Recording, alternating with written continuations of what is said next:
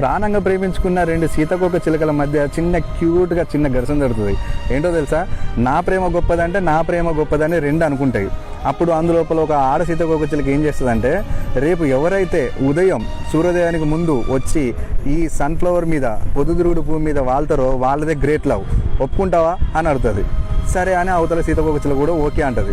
ఇప్పుడు ఎప్పుడెప్పుడు ఉదయం అవుతుందా అని చెప్పి ఆడ సీతాకోక చిలుక ఉదయం 4 గంటలకే వెళ్ళి ఆ పొద్దుతిరుగుడు పువ్వు ఎప్పుడు ఓపెన్ అవుతుందా చూద్దామా, నేనే గెలుద్దామా అని ఎగ్జైటింగ్ ఉంటుంది. కానీ సూర్యుడు రానే వస్తారు, ఫ్లవర్ ఓపెన్ అవ్వనే అవుతుంది.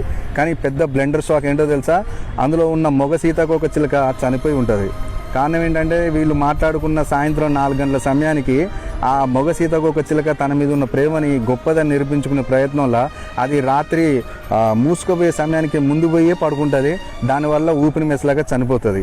ఈ స్టోరీ మీకు ఏమైనా అర్థమైతే కామెంట్ బాక్స్లో కామెంట్ చేయండి. ఇలాంటి స్టోరీస్ నా నుంచి మీరు ఇంకేమైనా ఎక్స్పెక్ట్ చేస్తే లైక్ చేయండి. Bye friends.